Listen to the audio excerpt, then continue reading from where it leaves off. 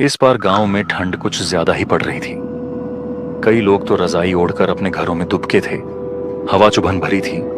धुंध लगातार गहराती जा रही थी और रात का सन्नाटा थोड़ा थोड़ा डर भी पैदा कर रहा था।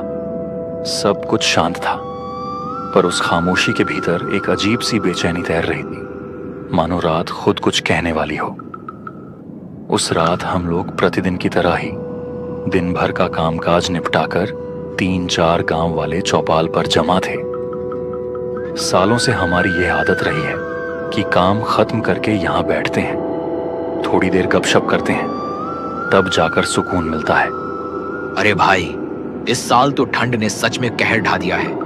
रात को लगता है जैसे माघ महीने वाला पाला पड़ रहा हो। सुबह सुबह ट्रैक्टर स्टार्ट करने से पहले ही हाथ सुन्न पड़ जाते हैं। इतनी कड़क ठंड पहले कब पड़ी थी, याद ही नहीं पड़ता। मुझे तो उस बात की चिंता है जो प्रीतम ने कल रात कही थी। बस वही बात मेरे दिमाग में घूम रही है। अरे किस बात की चर्चा कर रहे हो तुम दोनों? मुझे भी बताओ ना। आखिर ऐसी कौन सी बात है जिसने तुम्हें इतना परेशान कर रखा है? धीरे बोलो भाई। प्रीतम ने बताया कि कल रात नदी के किनारे एक अजीब सी परछाई घूम रही थी। एक औरत की परछाई, वह भी बिल्कुल अकेली। उसे देखकर तो प्रीतम बेहोश होते होते बचा था।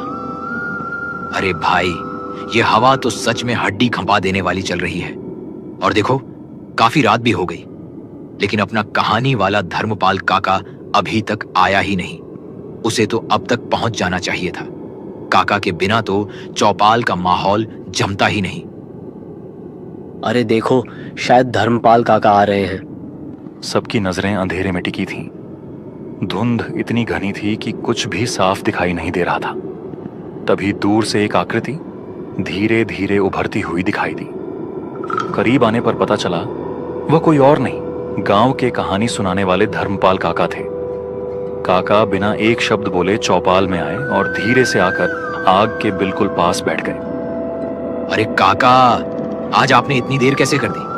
हम सब आपका ही इंतजार कर रहे थे। कहीं गांव से बाहर या दूसरे खेत पर गए थे क्या? अरे दिनेश, थोड़ा खेत पर काम था रे। वही निपटाते निपटाते देर हो गई। और इस बार तो ठंड भी बहुत ज्यादा पड़ रही है। अरे सोनू, तू जा, जरा शिवू की दुकान से चाय लेकर आ। चाय नहीं होगी तो कहानी में मजा कैसे आएगा? आप सही बोलते हो काका। कहानी सुनते सुनते गर्म चाय पीने का मजा ही कुछ और होता है।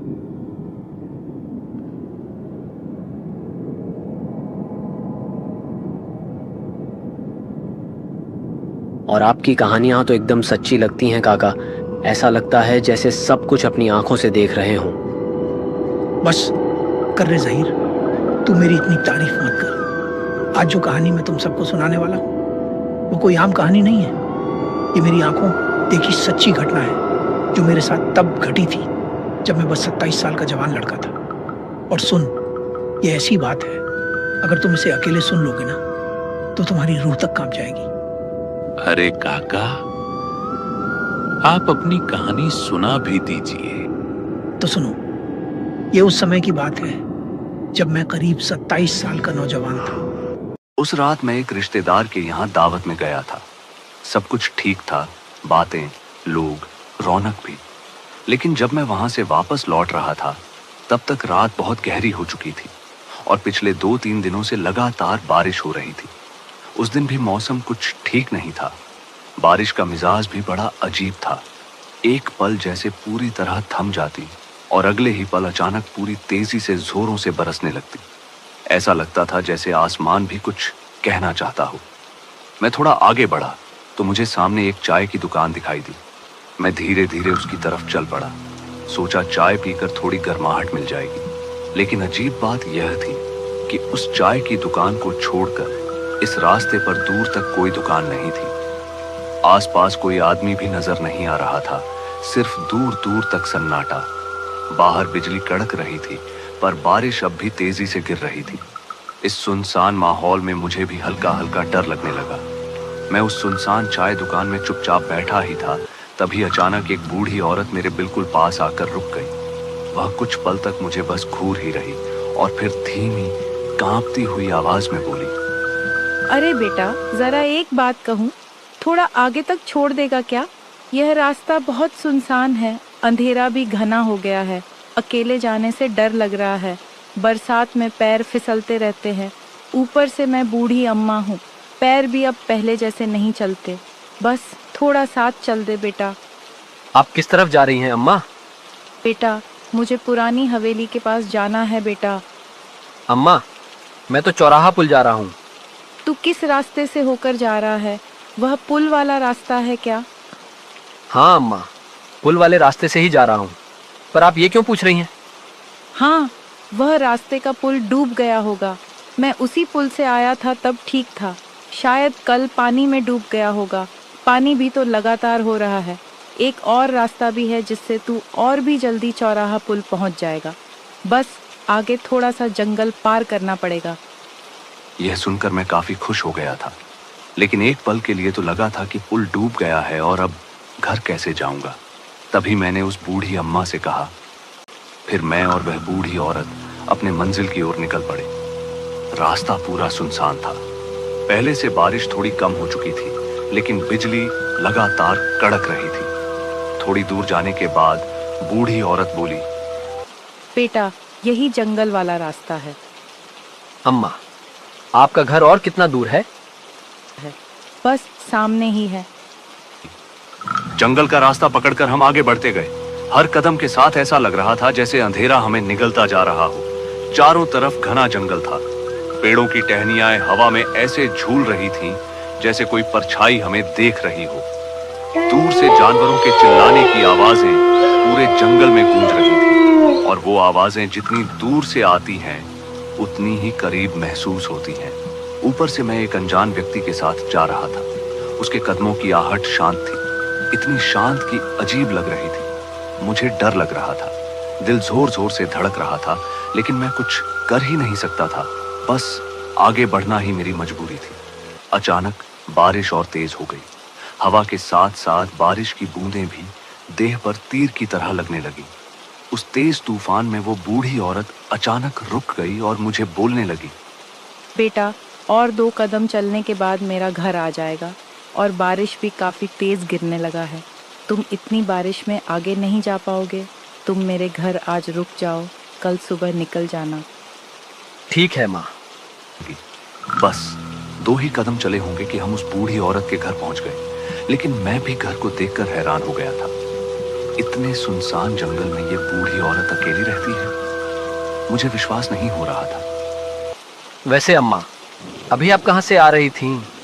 अरे, मैं अपनी बेटी के घर से लौट रही थी।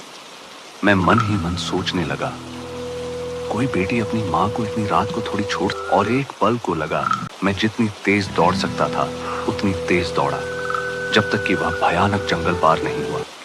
बारिश रुकने का नाम ही नहीं ले रही थी और बिजली भी बार बार कड़क रही थी। काफी देर लगातार भागने के बाद आखिरकार मुझे दूर एक गांव दिखाई दिया। जैसे ही मैं गांव के भीतर पहुंचा, मेरी नजर एक ऐसे घर पर पड़ी जिसके बाहर कुछ ग्रामीण बैठे थे। मैं सीधा उन्हीं की ओर बढ़ गया। अरे कौन हो भाई, इतनी रात को कहाँ से आ रहे हो? मेरे साथ जो भी घटा था हर बात मेरी उन गांव वालों के सामने बताई। मेरी बातों को सुनकर वे सब स्तब्ध रह गए थे और मेरी तरफ देखते रहे। अरे भाई, वहां नीचे देखते रहोगे क्या? ऊपर आकर बैठो। मैं कांपते कांपते ऊपर गया था और सबके बीच बैठ गया। मेरी हिम्मत नहीं हो रही थी कि मैं वहां से घर की तरफ जाऊं। आज मेरे साथ जो हुआ था वही बार बार जहन में घूम रहा था और उसे सोच सोच कर मेरा डर और बढ़ रहा था। ऊपर से जोरदार बिजली यह बोल रही थी और पानी झरता जा रहा था। क्या तुम उसी छोटे जंगल वाले रास्ते से आए हो? अरे भाई, उस रास्ते में तो अक्सर अजीब अजीब घटनाएं होती रहती हैं। अच्छा किया जो तुम वहां से भाग निकले, क्योंकि कुछ साल पहले उसी रास्ते पर एक बूढ़ी औरत का घर था। उस दिन भी जोरदार बारिश और तूफान चल रहा था। तभी एक भारी भरकम पेड़ उसके घर पर गिर गया। वह वहीं दबकर मर गई। तभी से लोग उस जंगल से होकर आने जाने से डरते हैं। उस रास्ते की रात में तो हवा भी अजीब सी लगती है। उस रात मुझ में इतनी हिम्मत नहीं बची थी कि घर वापस जा सकूं। गांव वालों से थोड़ी देर बातचीत करने के बाद एक काका ने मेरे लिए वहीं सोने का इंतजाम कर दिया। मैं चारपाई पर लेट तो गया, लेकिन आंखों में नींद का नामो निशान नहीं था। रास्ते में देखा हुआ वह भयावह मंजर बार बार दिमाग में घूम रहा था।